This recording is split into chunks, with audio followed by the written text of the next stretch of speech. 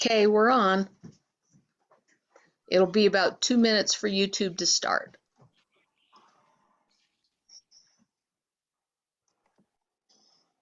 Will you tell Joseph when he should start? We have music first, right?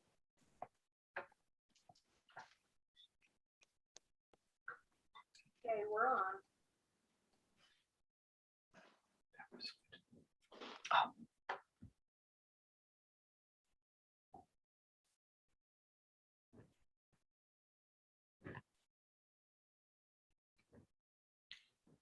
What's it showing?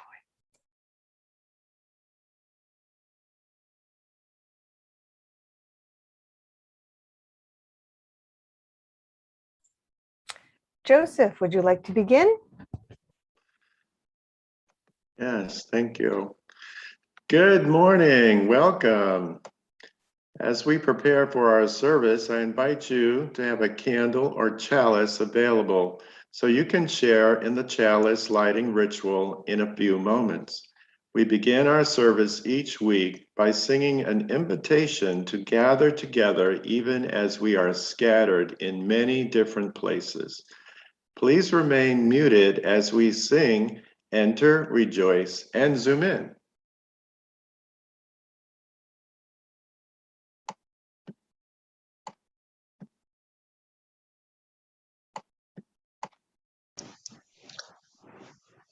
We're good to go, Joseph.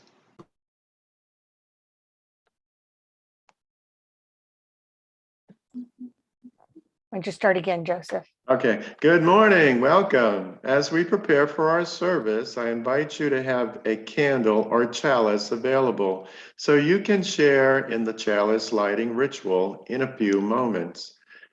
We begin our service each week by singing an invitation to gather together even as we are scattered in many different places.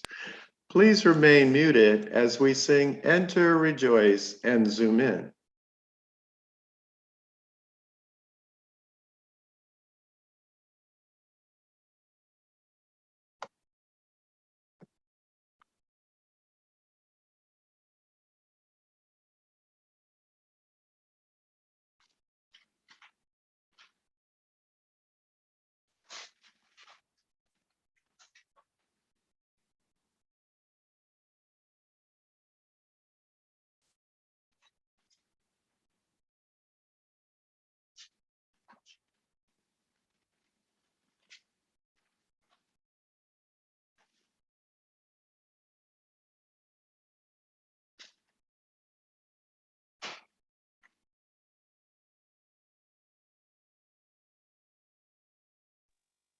Music's not coming through.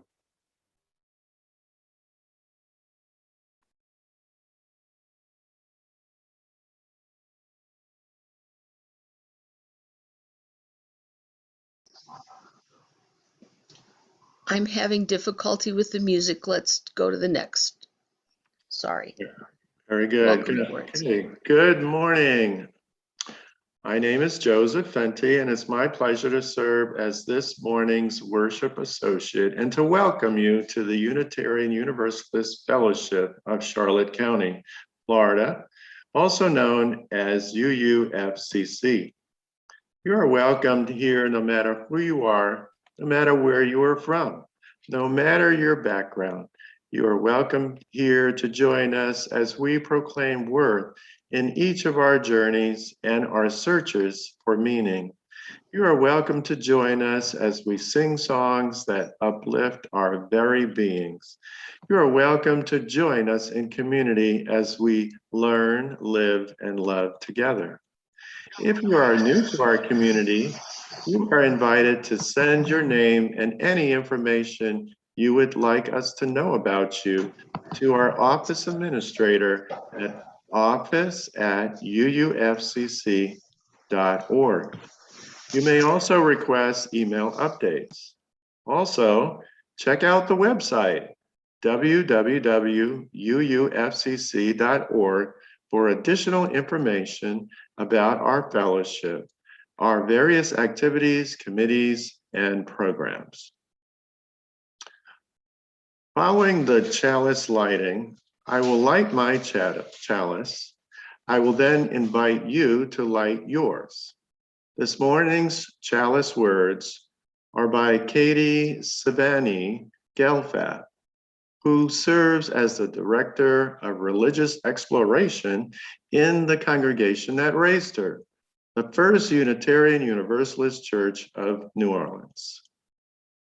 We light our chalice as a symbol of gratitude as we celebrate the abundance of our lives together. In this sanctuary, we harvest bushels of strength for one another and offer our crop with the hands of compassion and generosity. In the authentic and gentle manner of our connections, we cultivate a simple sweetness to brighten our spirits. May we be grateful for the ways we nourish and uplift each other. For it is the sharing of this hallowed time together that sustains us.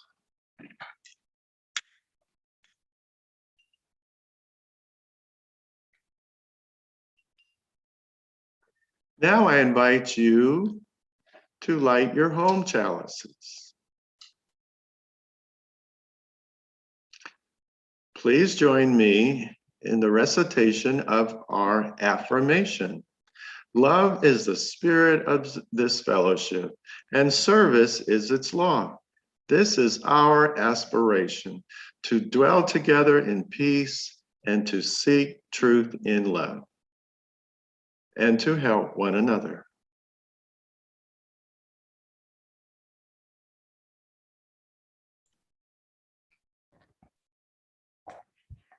I have a story for you this morning.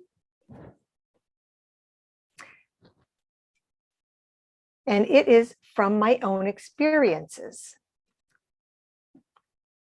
When I was in high school, grades 9 through 12, our school used to have a big volleyball event every March for the whole month.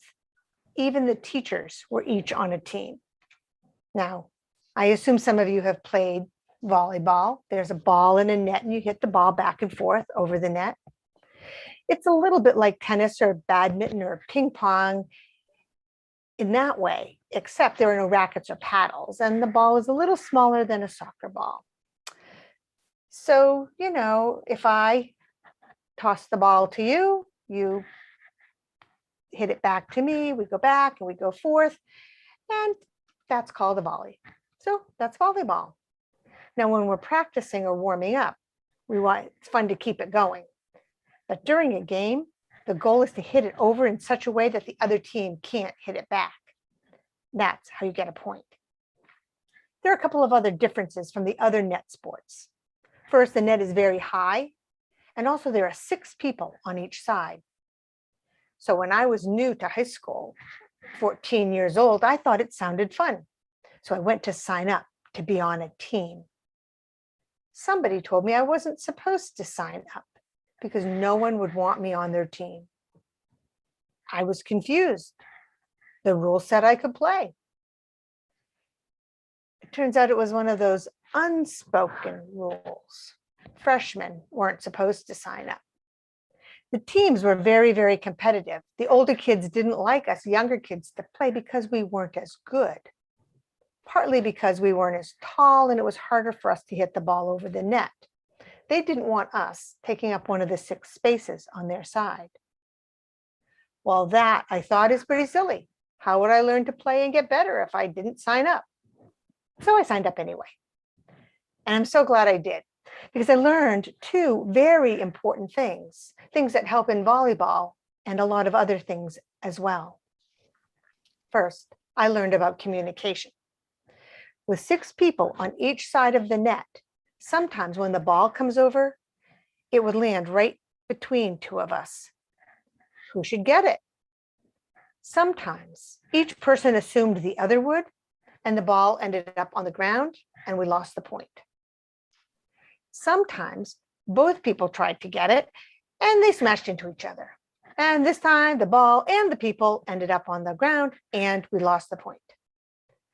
I learned the importance of shouting, "I got it," when I did, and also to listening when someone else shouted that they got it. This is true in life too.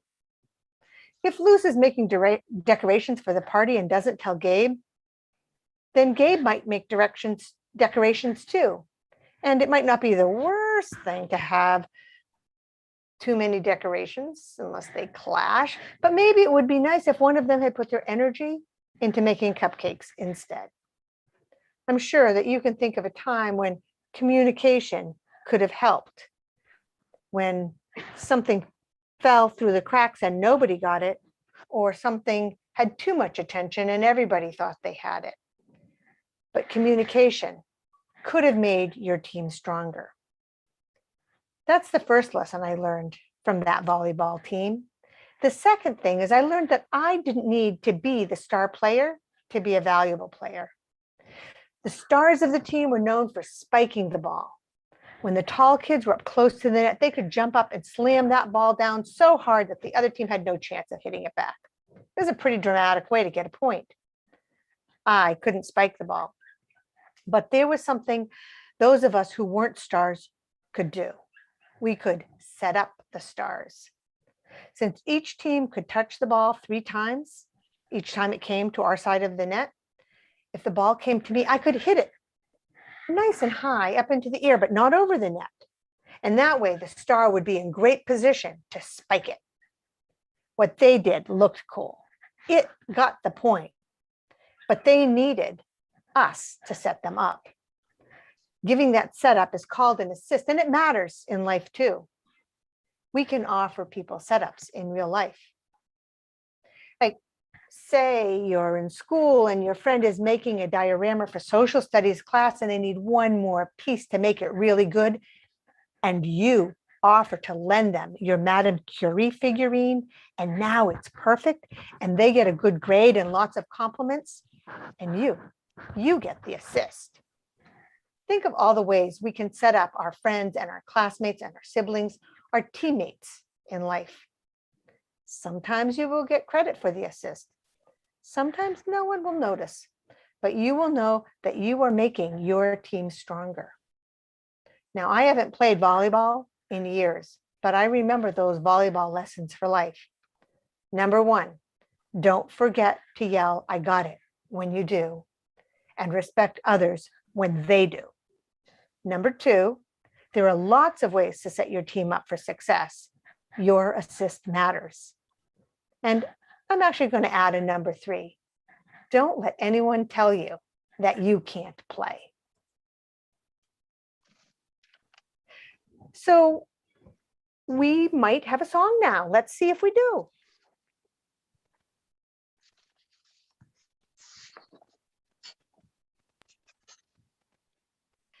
So we might have a song now. Let's see if we do.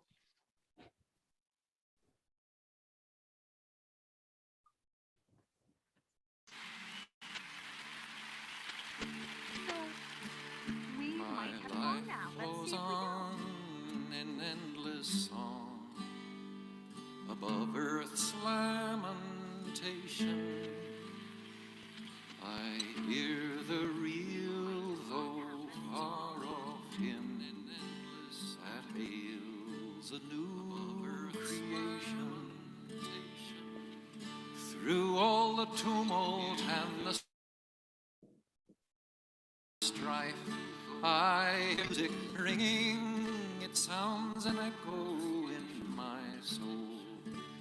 Through all the tumult and keep from singing, what though the tempest round me roars, I know the truth, it liveth. What though the darkness round me close, songs in the night it giveth. No storm knows calm, while to that rock I'm clinging, since love is Lord of heaven and earth. How can I keep from singing when tyrants tremble sick with fear, and hear their death knells ringing when friends rejoice, both far and near. How can I keep from singing?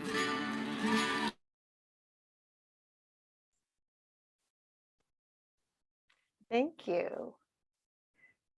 I'd like to invite you now to a time of meditation with these words from Richard Gilbert. To prepare, if you'd like, I invite you to relax your body, calm your mind, feel your breath flowing in, flowing out. Breathe and hear these words. For the sound of bow on string, of breath over reed, of touch on keyboard, for slants of sunlight through windows, for shimmering shadows on snow, for the whisper of wind on my face, for the smooth skin of an apple, for the caress of a collar on my neck, for the prickling of my skin when I am deeply moved, for the pounding of my heart when I run, for the peace of soul at day's end, for familiar voices in family rites, for the faces of friends in laughter and tears, for the tender human arms that hold me, for the flashes of memory that linger, for the mysterious moments that beckon, for the particularity of this instant, for the silence of moonlit nights, for the sound of rain on my roof, the wind in the dry leaves, the waves caressing the shore, the softness of summer breezes, for the crispness of autumn air, for dark shadows on white snow, for the resurrection of spring, for the faithful turning of the seasons, for angular leafless trees, for gentle hills rolling in the distance, for meandering streams seeking an unseen sea, for corn stalks stiff at attention, and brittle plants bristling past their prime, for unharvested gardens returning plants to enrich the soil, for the sight of familiar faces, the sound of our spoken names, the welcoming embrace of outstretched arms, for the ritual of friendship, reminding us we matter. Thanks be for these. Let us be together in shared silence.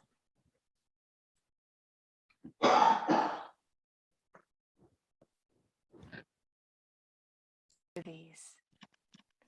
Let us be together in shared silence.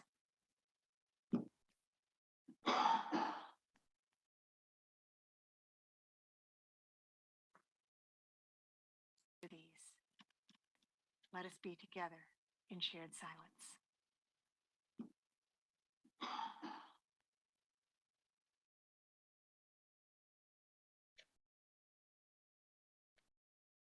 Let us be together in shared silence.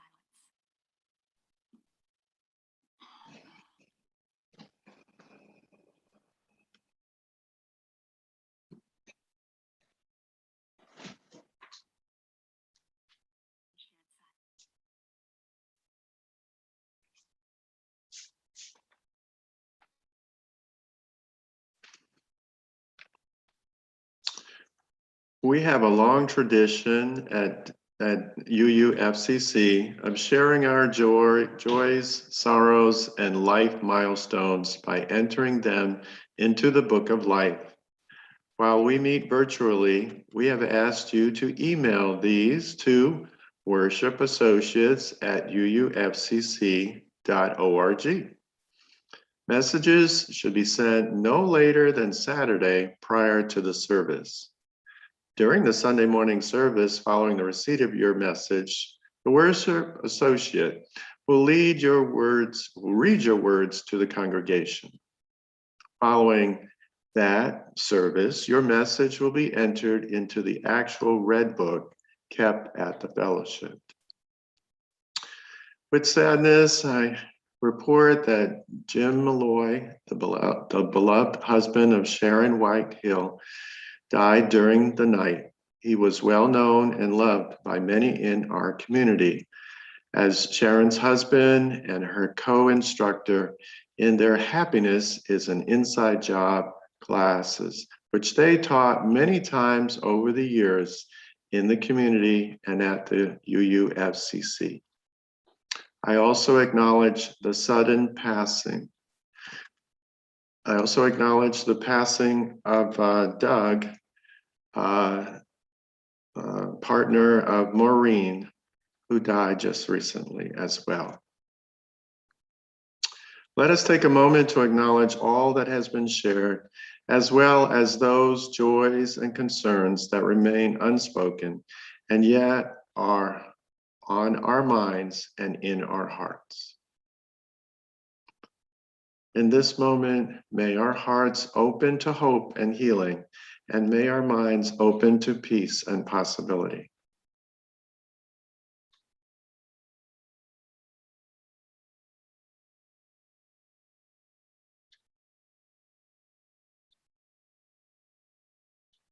May we hold all these and one another in love and tenderness, so that this congregation may be a source of strength and comfort, courage and hope in the days and weeks ahead. I invite you to join in singing Spirit of Light.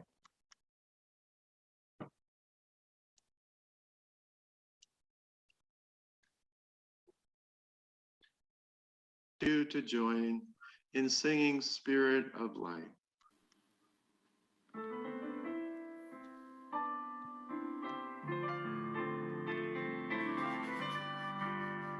You to join in singing Spirit of Light.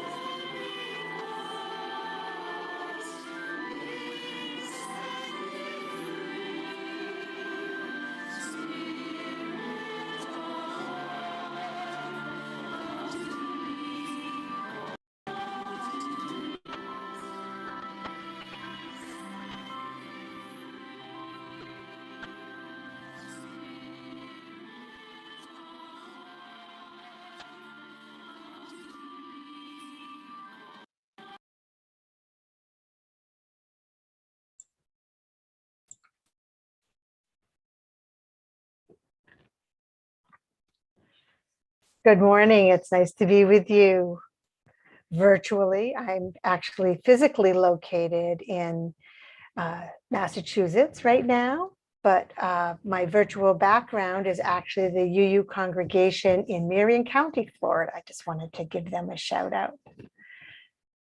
American author E.B. White wrote these words: "I arise in the morning, torn between a desire to improve the world and a desire to enjoy the world. It makes it hard to plan the day." But I would suggest that we do not need to make the planning of the day so complicated. In fact, I wonder if a perfect day might necessarily include both the improving of the world and the enjoying of the world, sometimes both at the same time. This question of balance is an important theme as much now as ever. Our world is in a never before place. And I have noticed an uptick in what we might call cranky behavior. People demanding one thing or another of each other and of the world. In a recent conversation with some colleagues, people were noting how hard many things seem right now, even as things were seeming to get better. Seeming. It's possible that it's that seeming that's part of the problem. We've been patient for so long, done the right thing for so long. We want to move into the new normal. I mean, we long ago acknowledged that the old normal is not coming back. But could we at least have the new normal? Apparently not yet. But we do wonder, what will that new normal be when it arrives? Will it have more justice and inclusion and peace? For some, it seems that now is when we must make that happen. I do think we've seen many opportunities to move the ball forward, if you'll excuse a football reference mixed in with my volleyball references. Me Too and Black Lives Matter and the economic disparities highlighted by the pandemic are propelling the movements in social justice. And yet, we have not been given a magic wand. These things take time. We can demand that everything be perfect right now, or we can prepare ourselves for the continuing journey that a more perfect union has always been. I appreciate that sentiment of Emma Goldman, who's often quoted as saying, "If I can't dance, I don't want to be part of your revolution." In her 1931 autobiography, Living My Life, she tells the story that prompted that paraphrase. She writes, "At the dances, I was one of the most untiring and gayest. One evening, a cousin of Sasha, a young boy, took me aside. With a grave face, as if he were about to announce the death of a dear comrade, he whispered to me that it did not behoove an agitator to dance. Certainly not with such reckless abandon, anyway. It was undignified for one who was on the way to become a force in the anarchist movement. My frivolity would only hurt the cause." I grew furious at the impudent interference of the boy. I told him to mind his own business. I was tired of having the cause constantly thrown in my face. I did not believe that a cause which stood for a beautiful ideal for anarchism, for release and freedom from convention and prejudice, would demand the denial of life and joy. I insisted that our cause could not expect me to become a nun and that the movement should not be turned into a cloister. If it meant that, I did not want it. I want freedom, the right to self-expression, everybody's right to beautiful, radiant things. Anarchism meant that to me, and I would live it in spite of the whole world, prisons, persecution, everything. Yes, even in spite of the condemnation of my own comrades, I would live my beautiful ideal." End quote. Now, I'm not an anarchist, but I appreciate Goldman's determination to experiencing life's beautiful, radiant things, even while we commit to bringing the beautiful and radiant things to more people and more peace and justice to our world. I'm not sure that the young boy who demanded that Emma not dance understood the long haul. We can and we must commit ourselves to go the distance. And it is also true that we cannot and we must not try to do it all in one go. The North Star that guides us may help us to know the direction we want to go. But if we demand that we arrive at the North Star tomorrow, we will have missed the opportunity to achieve what is possible in our time and our place. One of the challenges is that there's no clear understanding or agreement about what is possible, what is achievable in our time and place. And another challenge is that because of our different identities and life experiences, we don't all share the same urgency. We don't all set priorities in the same way. These challenges, I think, are inevitable. We are human and we will have different human experiences. And once we see that, once we understand our different perspectives and our different priorities, then we can begin to understand ways that we can mitigate these challenges, if not eliminate them completely. So today I'd like to suggest 3 things that we can try when we find that others are proposing policies or actions with which we are uncomfortable. I invite you, as always, to consider them, adapt them, or ignore them. But let's start with the first one. First, we ask, are we going in the same direction? Are we following the same North Star? Is it just that we have different ideas about how to get there? Or maybe that we're traveling at different speeds? If we find that we're going the same way differently, I want to be careful not to tear others down.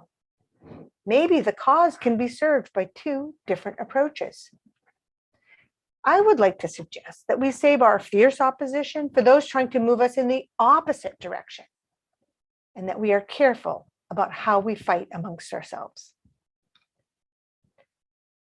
So the first thing that might mitigate the challenges of our work to improve the world is asking, are we at least going in the same direction?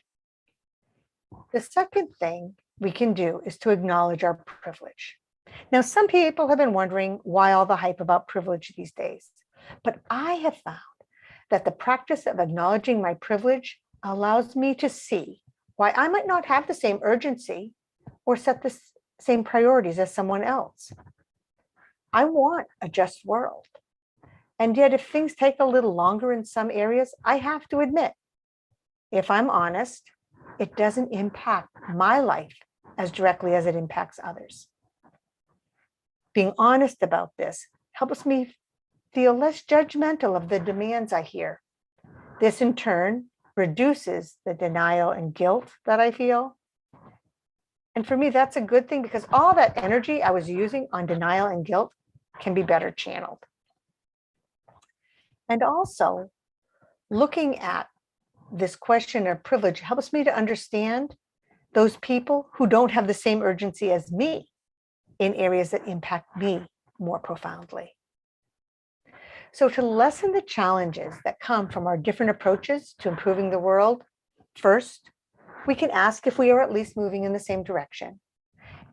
Second, we can consider our various privileges that come from our different identities and lived experiences and impact our priorities. And then it's time to play a little volleyball. I mean, we've established that we're on the same team. We've acknowledged that we have different perspectives. If I'm a short, inexperienced player and you're the star of the team, we have different roles. As does that person in the bleachers, perhaps unable to play due to physical limitation, but who can cheer the team on nonetheless. So the question comes, when on our quest to improve the world, how can I set you up for success? How can you support me? I have had in the past leadership roles in the community. I've had times of activism. Now I find that in many of today's movements, I am not the right person to be the leader. I found this a bit confusing for a while, and I know other longtime activists who are also trying to find a home in today's world. But then I remembered volleyball, and I realized that in these days, it is often not my time to be on the front lines, but rather to be in a supportive role. There isn't one answer to how we know what to do when, but these questions of direction and privilege can help us decide in each moment. For just one example, there are times today when I know I can't keep up with the activism and leadership of the young, impassioned queer person of color who is demanding change. But we're going in the same direction, and I understand their passion. And so it's my time to set them up so that they can spike that ball and accomplish things I never would. There are so many ways to do the setup. Think about some. I can amplify their words. I can donate to the cause. I can point them to resources and maybe introduce them to people that I know who can be helpful. I can fund their trip to DC because I don't want to be on the mall for hours in the cold on a march. I can feed them, offer them a place to sleep, encourage them to dance. I'm sure that you can name more. There are so many ways that if you are not the person on the front lines today, that you can be the person who gives the setup, who offers the assist. Sometimes it's your turn to spike the ball, and sometimes it's your turn to do the setup. Sometimes it's your turn to cheer from the sidelines. So call out when you got it. Step back when others do. We are so many of us going in the same direction. We move at different speeds and in our own unique ways, but we are on the same team. So let's set each other up.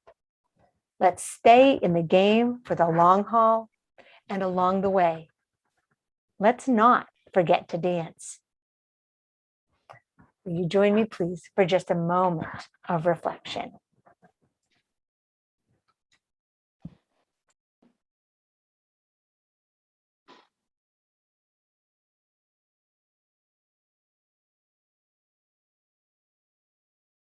Our closing words come to us from the Philippines and the Unitarian Universalist minister, Ma Teresa Tet Custelo Gallardo.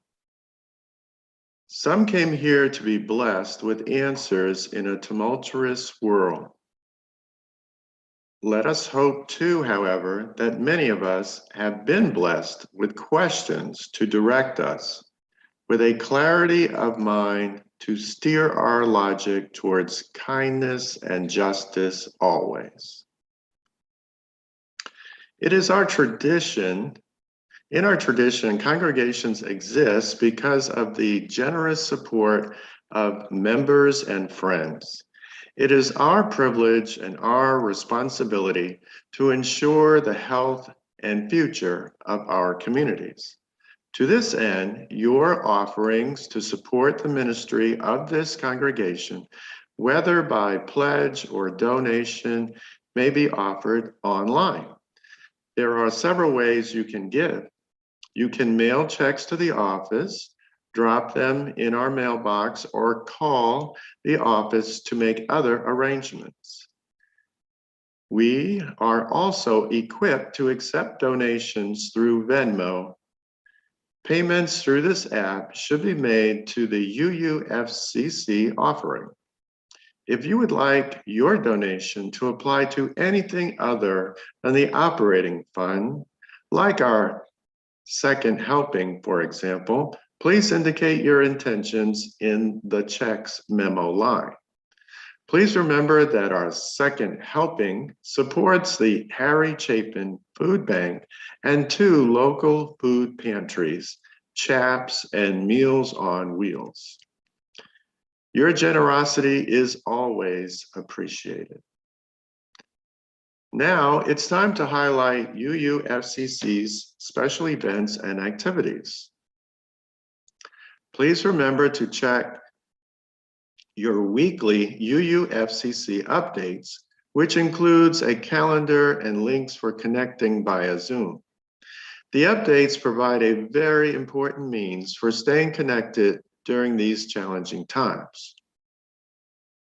Additionally, if you would like to have fellowship events highlighted during the service, you can email the worship associates at bookoflife@uufcc.org. Today, I have the following announcements. The Caring Committee does not meet this week. The Immigration Justice Committee does meet at 5 p.m. on Wednesday on their usual Zoom link. And now please join me in extinguishing our chalice using our traditional recitation. We extinguish this chalice, but not the light of hope, the fire of commitment, or the warmth of community. May these ideals shine in our lives and warm our hearts until we are together again. Go now in peace.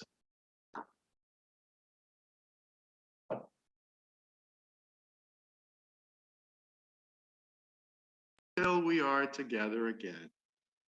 Go now in peace.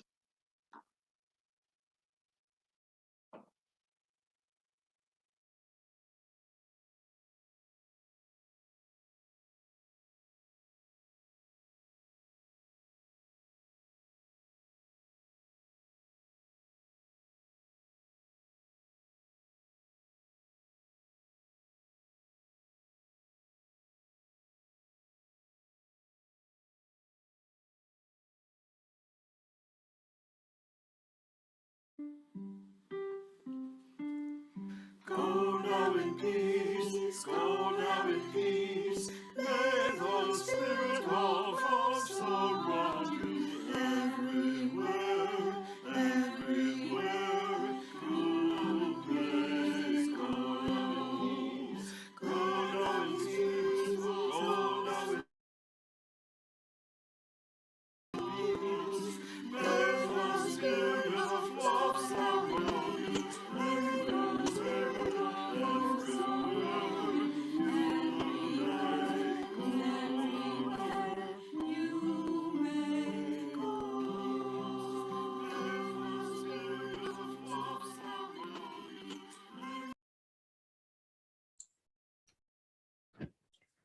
May we gather up the gifts. May we gather up the gifts that we have received from one another and carry them into our lives and into the world. Inspired by the flame that we carry in our heart, may we use the gifts received in ways large and small, so that we may, each of us, be a blessing to the world. Go in peace.